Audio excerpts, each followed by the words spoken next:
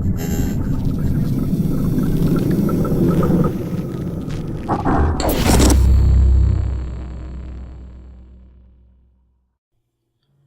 quickly walked through the cabin, making sure everything was nice and tidy and just right.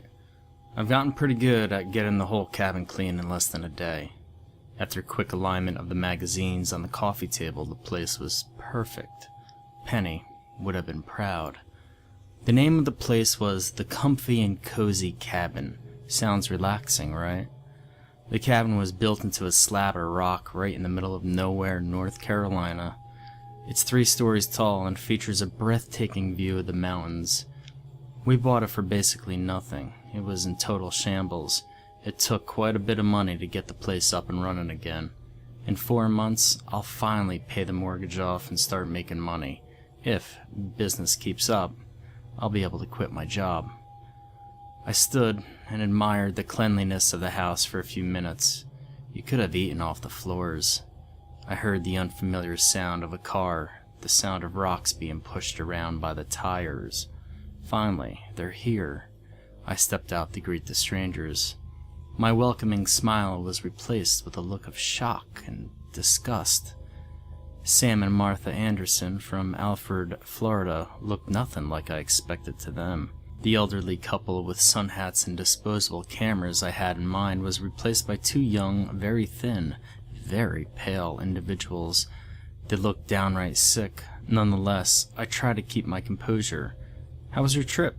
I said in the most welcoming voice I could muster. It may seem like I'm making a big deal about the way these people looked, but they literally appeared as if they hadn't eaten in weeks, like skin over bones. I guess you just had to be there. "It was fine," the man, Sam, said to me. His voice was completely devoid of emotion and humanity. His eyes never met mine. Sam gazed at nothing.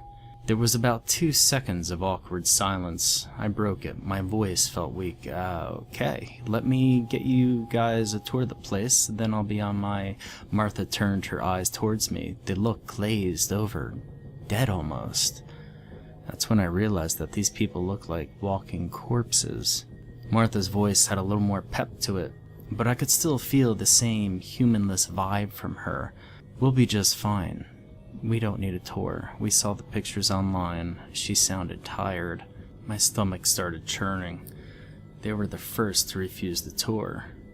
There had been some that didn't want it, wanted me to leave as soon as they got there, but said yeah anyway. You can kinda tell these things. They sigh when you open the cabinet, say, "Yeah, I saw all this online."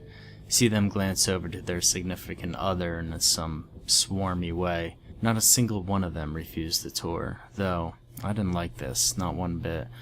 Are you sure you don't need me to show you where the towels are?" "I think we can manage, don't worry," Sam said in his emotionless monotone. "Alright, do you have the money?"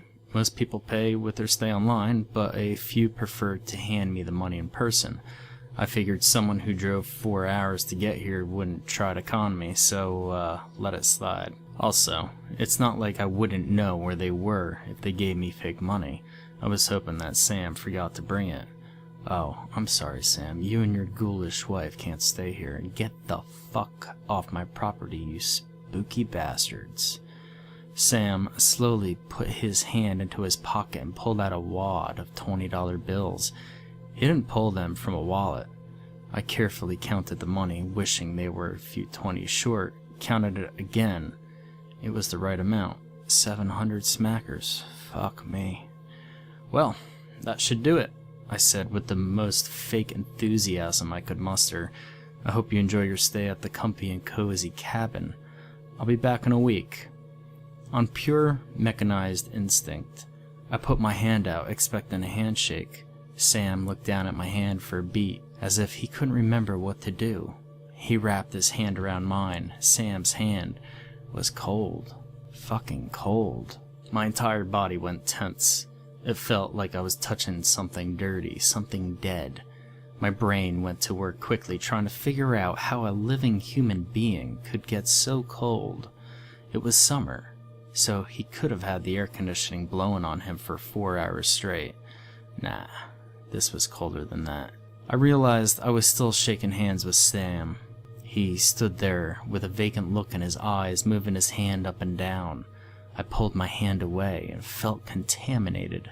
I walked away from them, from the cabin, without saying a word. As I passed Sam and Martha's car, I glanced at it.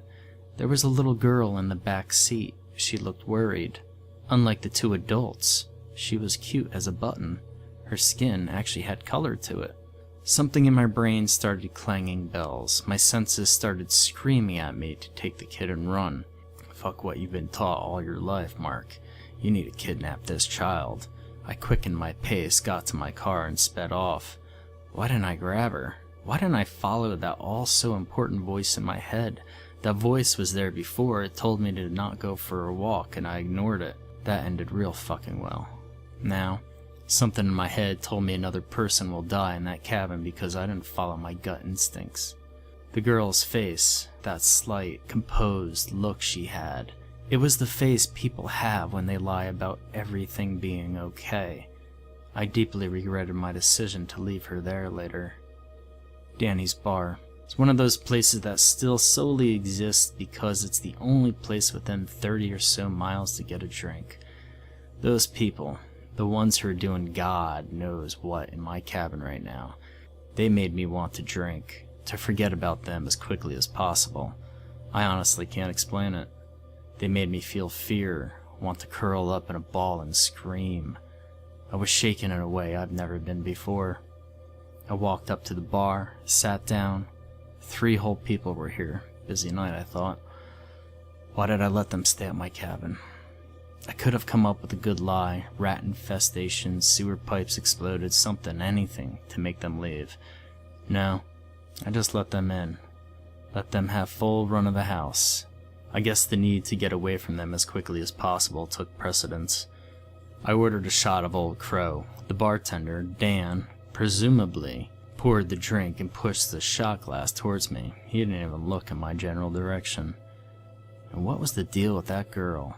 Everyone else who brought a small kid to the cabin would introduce me to them, promise me that their child isn't all like the other kids.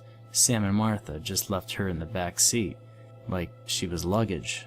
I couldn't believe how close I was to busting a window out and taking her with me.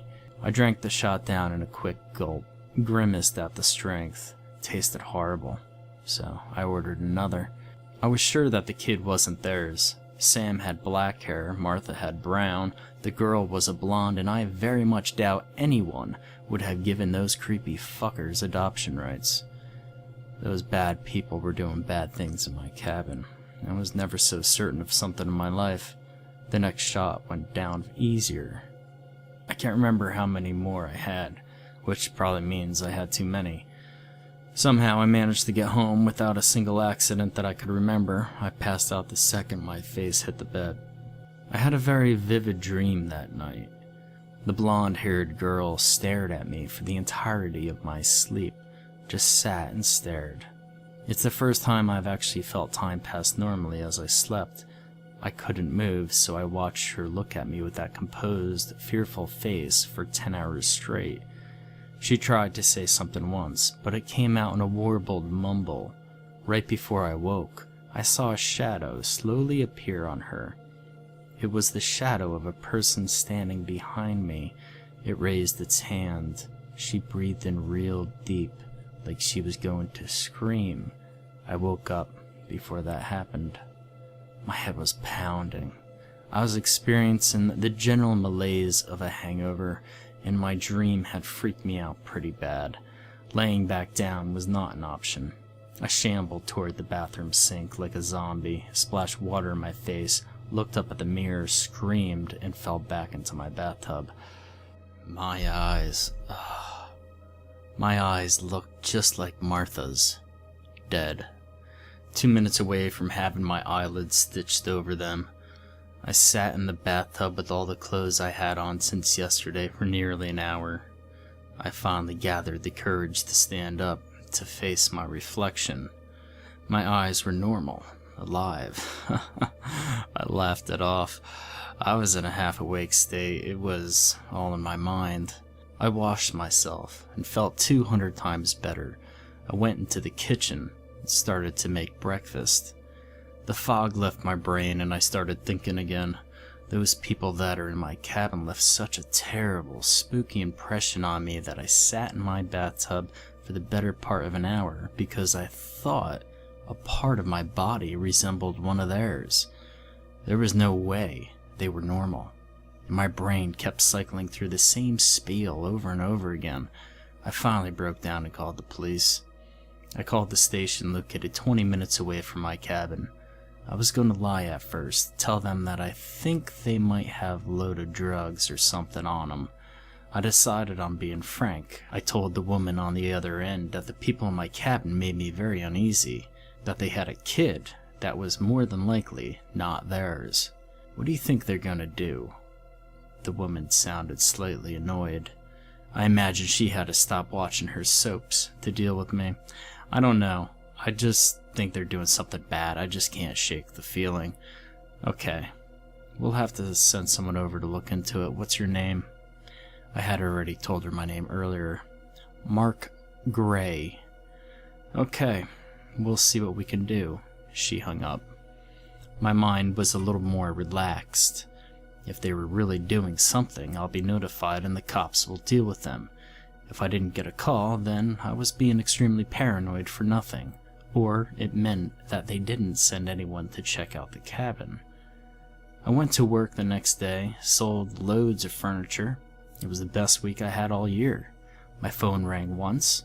It was a friendly robot wanting to help me get rid of my credit card debt. As the week went on, I stopped thinking about Sam and Martha. I was going to make the rest of the trip up to the cabin on Saturday to clean it. I had another group coming up on Sunday. On Friday night, I had one of those vivid dreams where I could feel time pass. I could move my head around this time, but nothing else. I couldn't even close my eyes. All I saw for a long time was darkness. After a while, I started to hear a low murmur, and something darker than the darkness came out of the black void. It moved closer and closer until all I saw was the figure standing before me. It opened its eyes. They were long dead. The right one was slightly oozing some kind of liquid. I couldn't scream. The only sound I could hear was the murmuring, the whispers of a language I've never heard before. The black thing stared at me for a good hour before it decided to move away. When it did, I saw two more figures in the black void.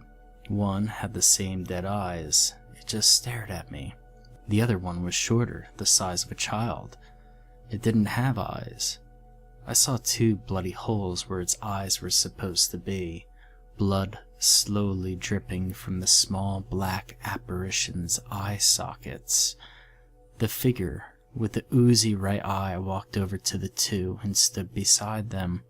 The blackness slowly started to seep away. My surroundings slowly became the cabin. The things with eyes became Sam and Martha. They were horribly disfigured. I tried not to look at them. The small figure turned into the little girl. Her clothes were covered in blood, as were the tips of her hair. Her eyes were gone, and still leaking dark red blood. She looked at me with contempt on her face. I woke up screaming. It takes me about 2 hours to get to the cabin. Sam and Martha are supposed to be gone by 3. I waited until 4 to leave. I wanted to make damn sure I never saw them again. In the back of my mind, I wished for some kind of car trouble on the way up there. Something bad enough that would stop me from being able to use it for a few days. Unfortunately, my car is an unbreakable warhorse. I got up to the cabin at 6:07 p.m. As I approached the structure, I saw that Sam and Martha's car was still in the driveway. Fuck. I slammed my hand on the steering wheel. Those creepy fuckers were in the cabin for way past their allotted time. I parked my car, sat for a minute to compose myself. Maybe they were having too much fun and they lost track of time. Or maybe they're doing bad things and didn't care about the fucking time limit. I grabbed my cell phone, made sure it was on. Any sign of anything bad, I'm calling the cops. I stepped out of the car, and it was a beautiful day. Summer was on the verge of dying, and the cool breeze of fall lazily blew at me. I approached the front door of the cabin. All the blinds were down. I couldn't look into the cabin at all. The door was also locked. I stuck my key into the lock, hit something gummy. They had put duct tape over the keyhole. I angrily tore the tape off, and some of the paint on the door went with it. Oh, they're gonna pay for that. I unlocked the door, tried to open it. They had sealed the door with something. I pushed and pushed until I heard a loud crack. The door swung open, and I almost fell to the floor. The place looked like a tomb. It was completely dark. The only light came from where I busted open the door. I flipped the light switch beside the door. Nothing. They must have flipped the breaker. I was more mad than scared at this point. I ran to my car and got a strong LED flashlight I carried with me. As I stepped inside, a sickeningly strong smell hit me. It smelled like the antiseptic scrub they use at hospitals. The cabin was also so very cold. They must have turned the air conditioning down to as low as it could go. It was silent, too. Dead silent. Something in my brain told me to run. Told me to run and never come back. This was my cabin, mine. I wasn't going to let a bit of darkness scare me away. Besides, I wanted to make sure those creepy fuckers paid for every cent of damage they've done. I shined my light on the door. The broken and split wood nailed to it was once a piece of particle board. They nailed particle boards to all the windows as well. I walked into the kitchen. They hadn't touched a thing. The note I left in the sink, telling them to please make sure they shut their water off completely, was still there. Not a single dish had been touched. I shined my light to the magazines, and they were just as I had left them. Aside from all the windows being boarded up, it was like they never stayed here. I turned around to open the fridge to see if they ate anything, and suddenly a chill started to run up my spine. It didn't stop. The chill kept going up and down. My stomach felt like it was going to explode. Everything went dark. My flashlight went out. I heard a loud slam and became dizzy. The slam turned into a loud buzz that wouldn't stop. I saw eyes, the same dead eyes that stared at me for so long in my dream. I panicked, ran to where I thought the door was. I hit my knee on the end table and fell to the floor. I gasped in pain, stifled my scream for no real reason. I laid on the floor, grasping my knee. My hands felt wet from touching it. I didn't realize what that meant. Didn't know who I was or what I was doing here. My mind was nothing but the buzzing noise. I can't remember how long this went on for. The buzzing subsided and my flashlight came back on. The beam of my flashlight seemed to not go as far as it once did, as if it got darker. The temperature had dropped. I could see my breath. My mind became clear again. I looked at my knee. It was bleeding pretty bad. Fuck this. I'm coming back with an army. I carefully stood up, turned around to open the door. It wasn't there. The door wasn't fucking there. I knew I was standing right where the door was supposed to be, but it was just wood. There was a black seam that looked like a burn mark around the wood. The mark was the same size as the door that was once there. I rapped my knuckles on the wood. It was solid. I gave a quick survey of the living room. All the windows were gone too. They were replaced with burnt-on black seam to indicate where they once were. I panicked. What the fuck did they do here? Am I even in my cabin anymore? It looked like my cabin aside from all the exits being sealed. I calmed myself down, had to think one step at a time. My leg wasn't going to kill me, but I had to put a bandage on it. I keep a first aid kit in the bathroom. I'll fix my leg first, and then I'll try to weigh my options on how to get out of here. I breathed slowly, tried to think of the positives in the situation. The grief counseling I took after she died was finally useful for something.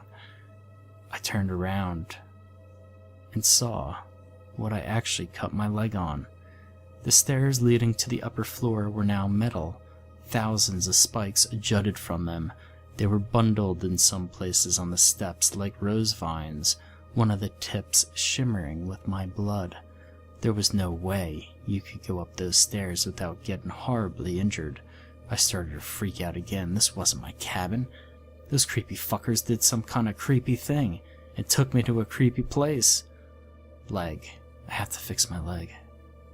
Think about that terrifying staircase later. All I need to do now is fix my leg. I carefully moved around the spikes and limped to the bathroom.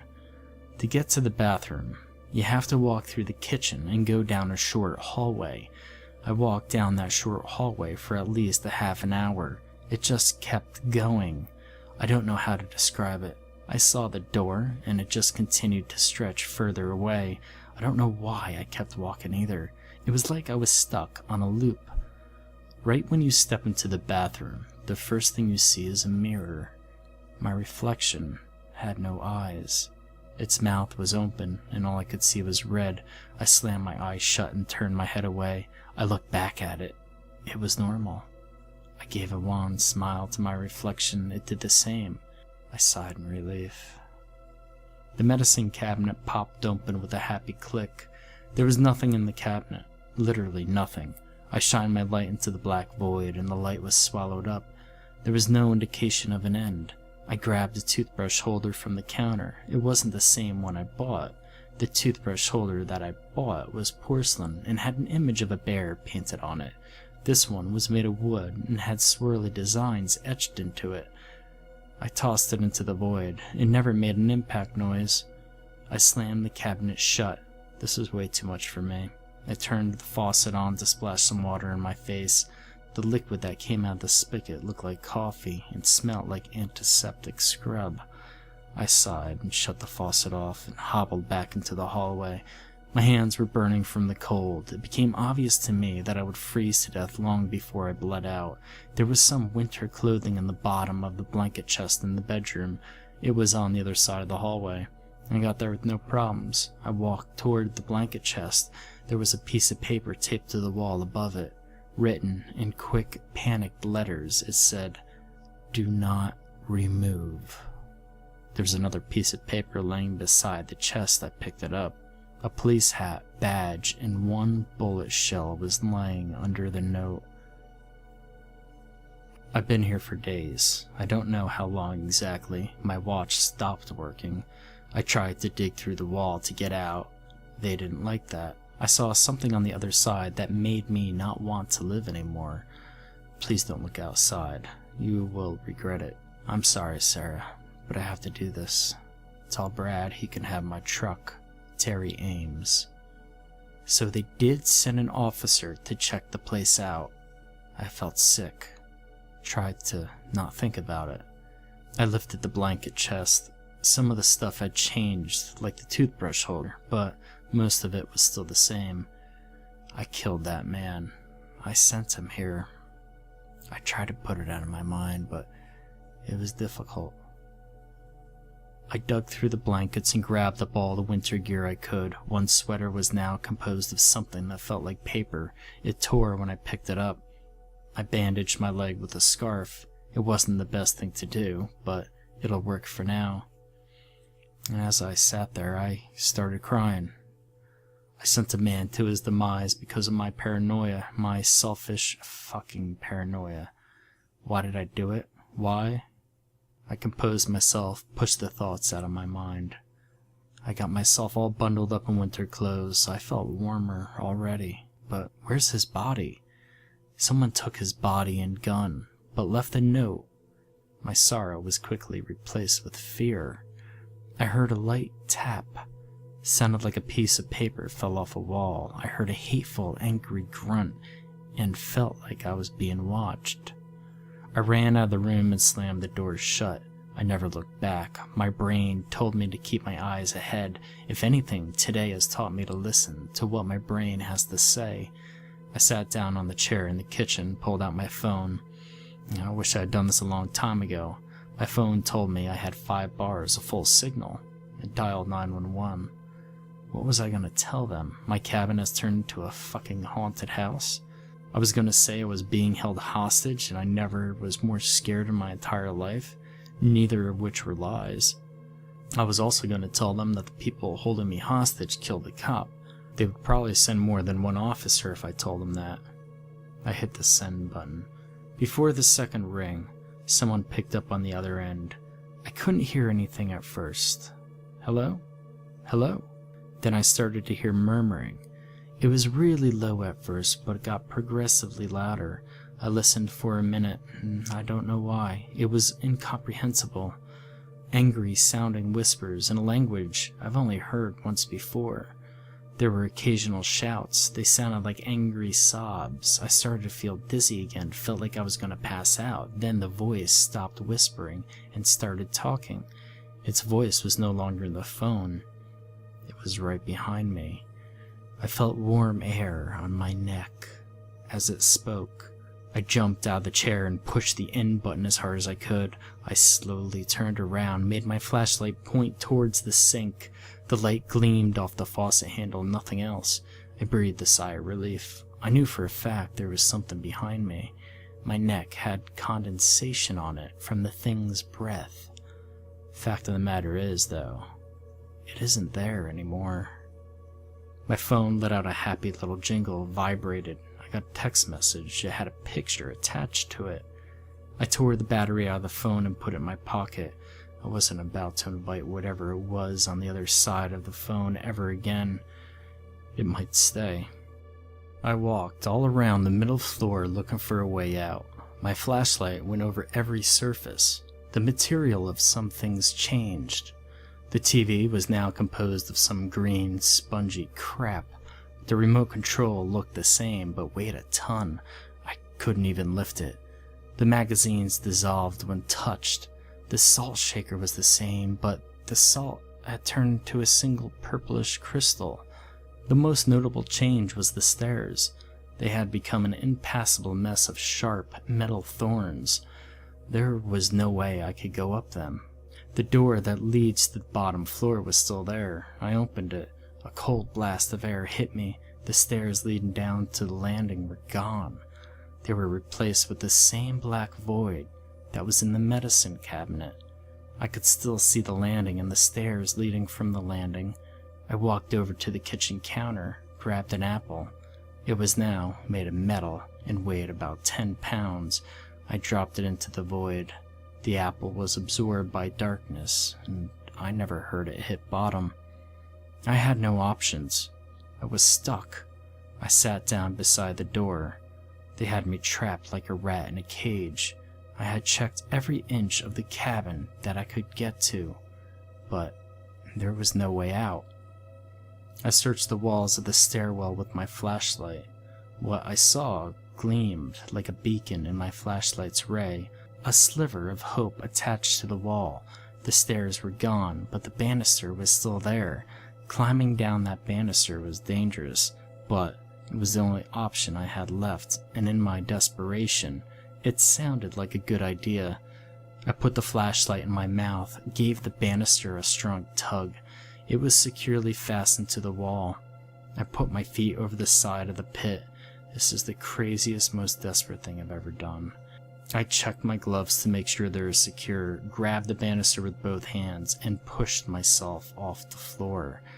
I slowly made my way down. The angle made it difficult to stay balanced. My feet pushed against the wall until I got about midway down.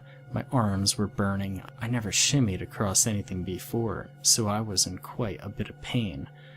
Right after I got to the middle, something started pulling my feet. I almost lost my grip the first time it happened. I quickened my pace, started charging down the wall.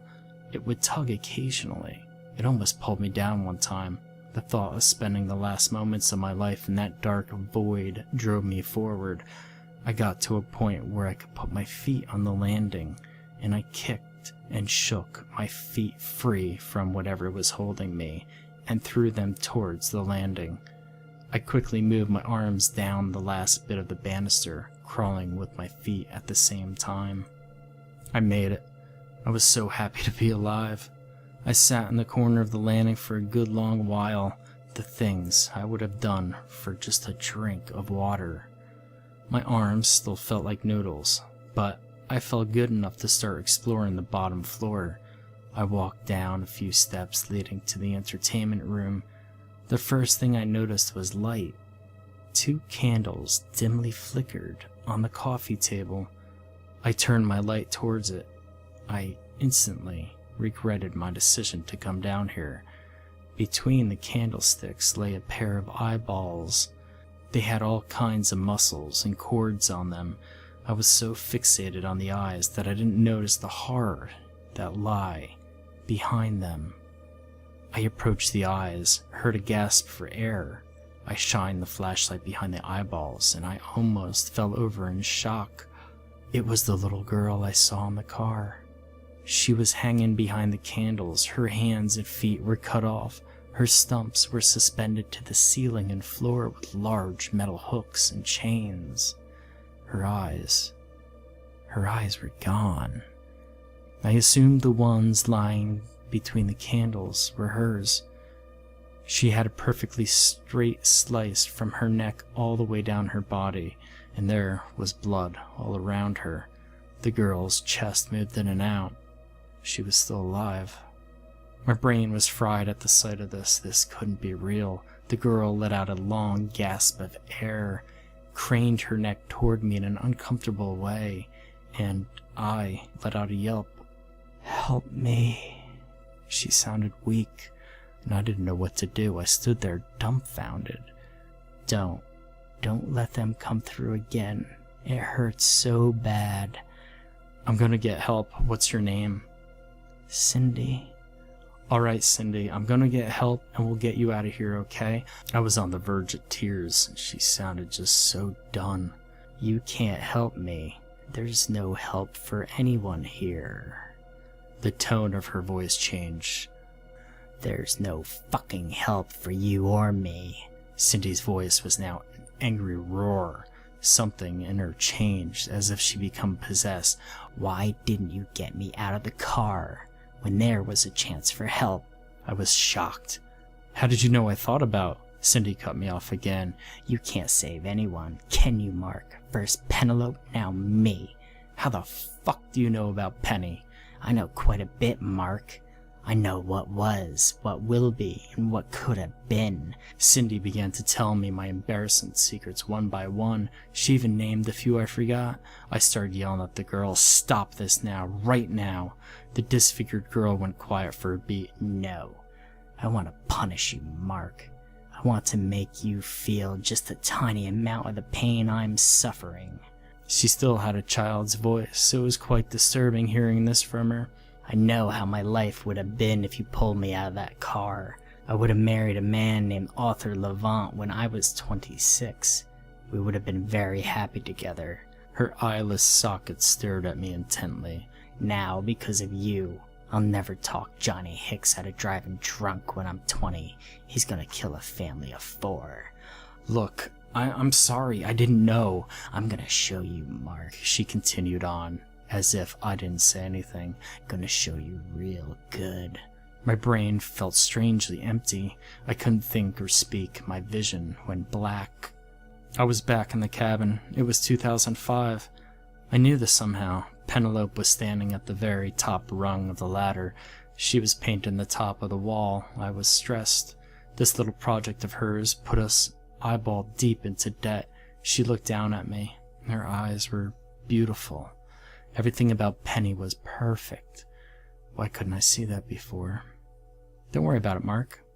We'll make all the money come back and more." Her voice was soft and so inviting.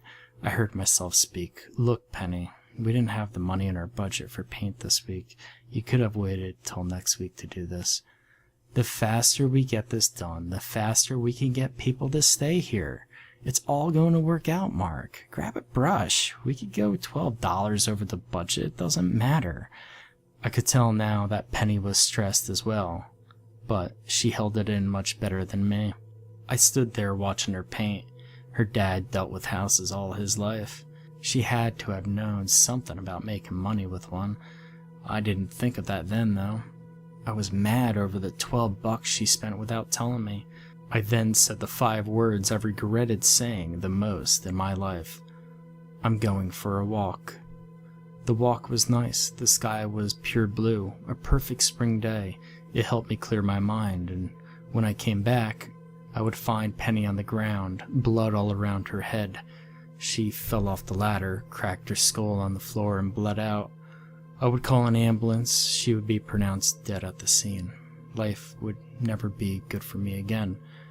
I finished the renovations on the cabin. I felt it was what Penny would have wanted. People started coming in, word of mouth spread, and now I have to turn people away because the cabin is so booked up. And she was right, it worked out. I hate having to come out to the cabin. It hurts every time I enter it. Instead, in this little world Cindy is showing me, in this plane of existence, I walk to the door and stop. I turn around and say, I don't really feel like walking. Then come over here and paint. We still have a lot to do. So I did. I dunked a brush into the white paint, started to carefully coat the wall. The ladder Penny was on began to topple. I dropped the brush and grabbed the ladder before it fell. Holy shit, I could have taken a mean fall there. She sounded excited. I would have had to use the paint scraper to clean your brains off the floor. She laughed. I did too. The cabin would become a hit, even more than it is now. I guess some people put in more trust in a married couple. I saw myself turning down a couple from the small town of Alfred, Florida. I told the Andersons that we were just too booked up, and that we were sorry for not being able to squeeze them in this very specific time frame they wanted. We had 2 beautiful children, Harry and Andrea Gray. Harry would make a modest living as an auto mechanic, and Andrea would become one of the best real estate agents in the South. She could have sold an igloo on the beach. I and Penny retired the cabin when it got too much for our aging bones to care for. We began to live in it permanently. Penelope was beautiful even in old age. I would die before her from some type of illness. The last thing I would have seen was my wife, my children, and my grandchildren. Then reality came rushing back to me. I didn't want it to. I was speechless, racked with depression. I would never experience those things, all because of an argument over $12 fucking dollars. You didn't save her, you didn't save her. Cindy immediately began taunting me. I moved my light to the mantel. There was an old cast iron fire poker sitting on it. There wasn't even a fireplace down here, but it made a nice decoration. I picked it up. It felt like it was made out of some kind of wood now, and walked over to the girl. I'm just a child. Her voice became frail again. You wouldn't kill a child, Mark. You're not a child. You're a monster. I lifted the poker up. I was going to kill her for showing me what my life could have been like. Cindy began screaming. It was a painful, terrifying howl. I heard a terrible ripping noise. The split going down her body began to open up. The now massive hole in her body began to glow a dark purple color. The entire room lit up. I shielded my eyes and stepped back from the brightness, saw 2 emaciated figures walk out of the purple light. Sam and Martha's bodies were much paler than before. They were white as mimes. Their lips couldn't close completely, so they had a constant grimace.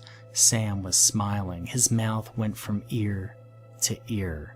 They seemed to have an extra knuckle on each finger. Sam walked towards me, his claw-like hands outstretched. I swung my poker at him, and Sam let out a screech. Martha seemed to respond to it. Her eyes were small, like a bird. She dove at me. Her nails tore through my pants and tore into my skin. I whacked her on the head with the poker, and she didn't let go, didn't react to getting hit. I turned my head around to see Sam knock me square in the face with his long hand. I dropped my flashlight, but kept a tight grip on the poker.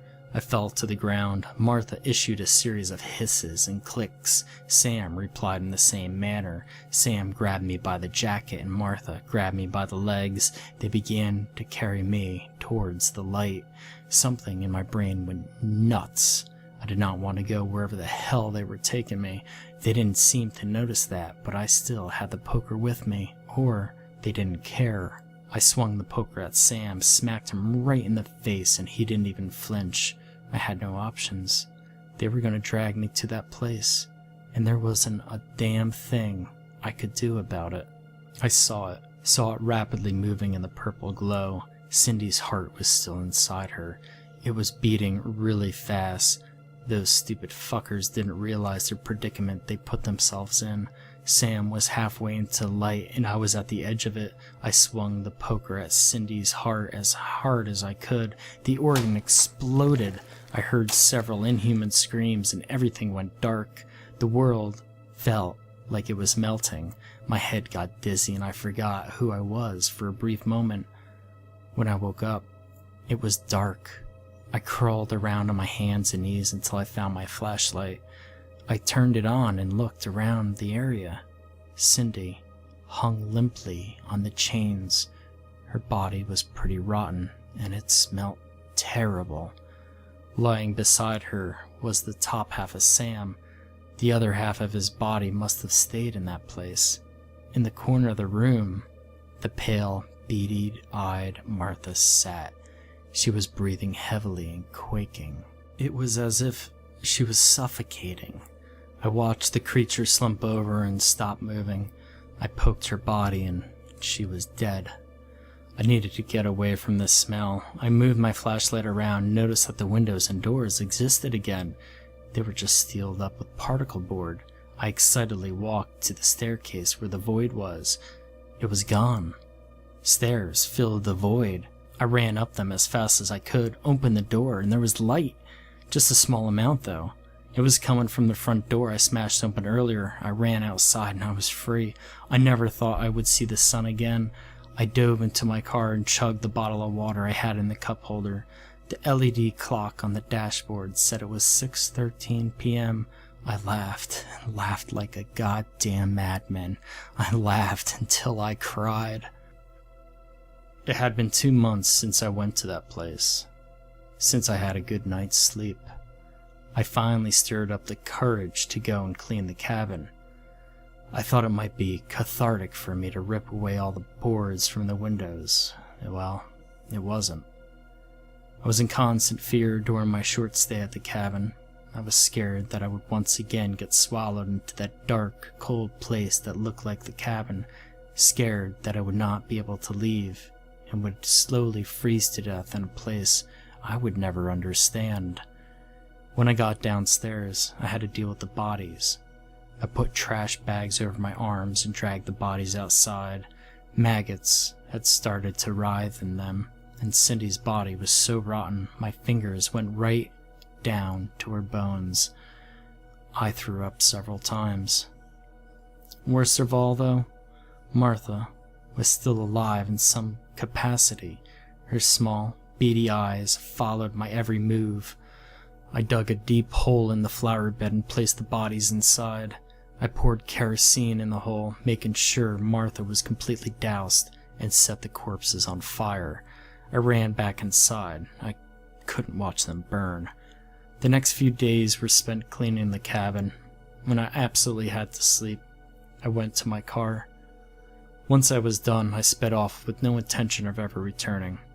I haven't opened the cabin back up for business yet. I don't know if I ever will. Occasionally I'll see shadows moving around my house and might glimpse a pale hand pressing against one of my windows. When I'm in bed, there are times when I could feel them standing over me. I do not have the courage to open my eyes. I don't know what they want from me, but part of me wishes they would get it over with so I could stop living in total terror. I have constant reoccurring nightmares now. Most of the time I'll dream about an endless field of pale, dead-eyed people staring at me. Another common dream is of me stuck in a cold, dark room, screaming for help. My eyes are gone.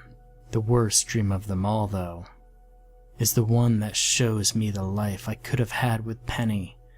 The life that Cindy let me know I missed. It always begins with me saving Penny from the ladder fall. Then it cuts to various moments of her life that could have been real had I not gone on that godforsaken walk. I'll wake up, throw my arm over to Penny's side of the bed to hold her close, to tell her that I love her. Every single time, though, my arm hits the cold, empty bed. Every single time, I sit up, realizing it was all a dream, and I start crying.